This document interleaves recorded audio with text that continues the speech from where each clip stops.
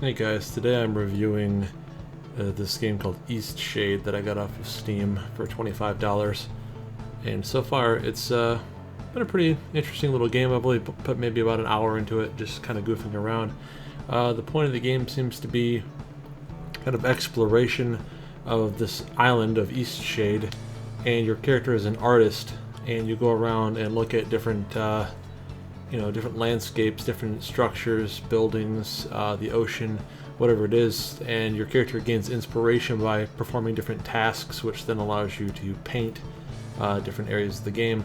And some of these NPCs that you meet will give you different quests. Kind of, you can sort of see here, this monkey woman that I talked to a minute ago has asked me to go find her book for her, but it's like go for quests and things like that. It's kind of got sort of a Skyrim, or not Skyrim, but like an old Morrowind feel at the beginning where you wake up on the boat here. But it's a casual game. It's not really, there's no combat, there's nothing, you can't die as far as I can tell. It's just, like I said, exploration, running around, looking at the environments, and painting is the entire point of the game. But so far it's been pretty interesting.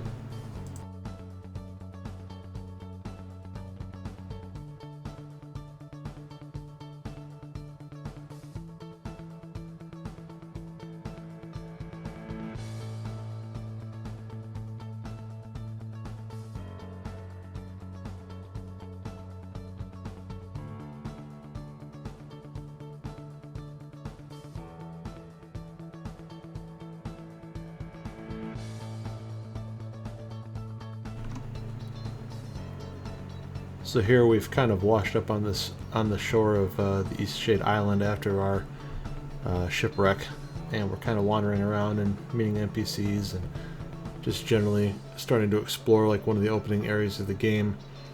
And this NPC here pretty much tells you that you survived, and you kind of have some dialogue options, which is cool. So you can sort of, I think you can kind of choose to be a jerk in the game or choose to be a nice guy, so there's a little bit of choose your own adventure. I don't know if it necessarily affects like the outcome of the game, like I don't know if there's multiple endings or anything like that, but you have the option to be nicer to the NPCs and sort of do what they ask, or you can sort of be a dick and not do what they ask, or tell them you don't have time, or tell them what they're doing is kind of stupid. So that's sort of an interesting little aside there, that you're kind of allowed to pick if you want to be nice or not. So that sort of adds a little wrinkle to the game. So here you can see really just how gorgeous the game is. The environments are really nicely done, but if you notice, the frame rate feels a little choppy. I don't know how well that's translating to the video, but like there are areas where it's shooting up into like the 70s or even 80s, and then there are some where it's dropping into the 40s, and it's a fairly drastic constant frame rate issue with the game. I was on their forum, and I see a lot of people are complaining about the same thing, and it's because the game is made with the Unity engine, so apparently there's still some optimization that the game is in need of before it will really run super well. I'm running this on an i9-9900K with a 2080 Ti. I actually have two 2080 Ti's, but the game doesn't support SLI as far as I can tell yet. But again, it just doesn't run that well yet because of the Unity engine, and it's just hasn't been particularly well optimized. But it is a beautiful looking game.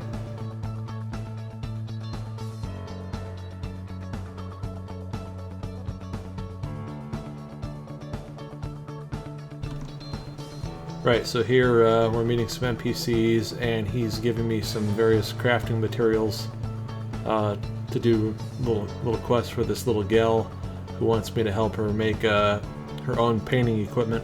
She wants a canvas and an easel so she can do better artwork.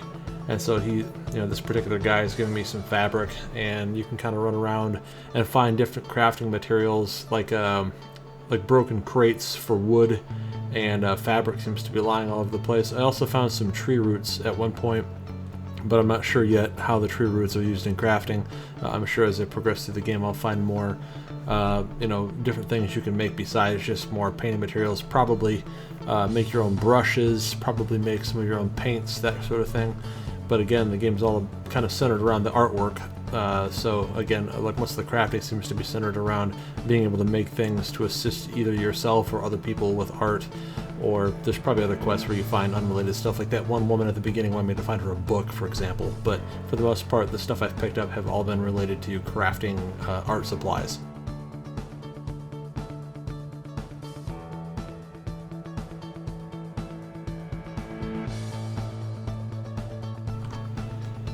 Now here you can kind of see the painting process where you're just able to sort of pick a backdrop or whatever you want, and you fit it within the window that they supply, and once you click on it, your character just kind of auto spits out a painting of that area, which looks pretty true to life. But that apparently is how you appease a lot of different NPCs in the game that want you to do certain things for them, or like, you know, to help them bring back old memories of a time when they were in a certain area, and they might ask you to go paint like the eclipse, or paint, you know, a mountain somewhere, or a specific tree. Like your character's mother wanted you to explore this island and see the things that she had seen while she was there, like again, like this very large tree she was talking about, that sort of thing. This is the local inn. I just think it's a nice piece of architecture that you can kind of see from the inside and the outside. When you go inside and you look out the windows, it's all real time, it's all seamless. There's no like loading screens going into buildings or anything. That's pretty cool. So here's a little like mini event quest where this guy seems to have managed to get this pot stuck on his head somehow. I never really did figure out how he did that. I didn't bother to ask him, but I just thought it was funny. It's a fun little part of the game where there seems to be these kinds of little mini staged event quests where you'll meet somebody and they've got like a little miniature problem for you to solve for them.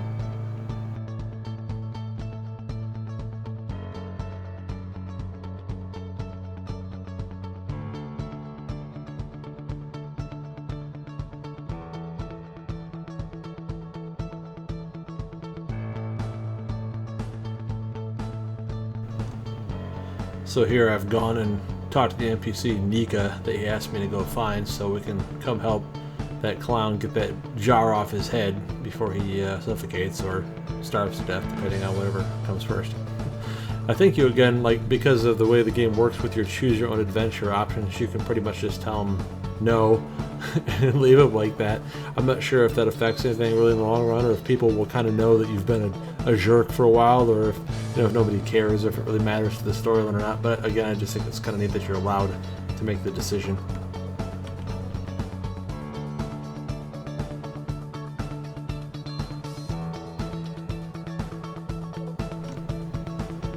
So here I've acquired, and now I'm giving her the soap so she can help get this jar off this dude's head, who is fairly ungrateful really for my efforts.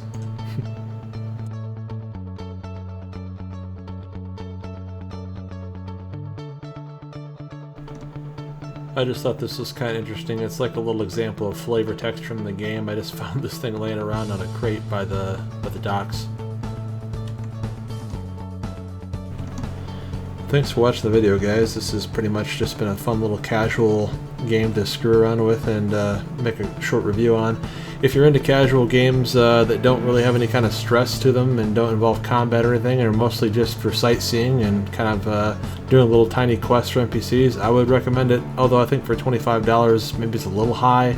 And also I would give them a little bit more time to properly optimize and get the game to run a little bit better, because right now the frame rate's a bit low. But thanks for watching the video. I'll have another one out soon. Have a good one.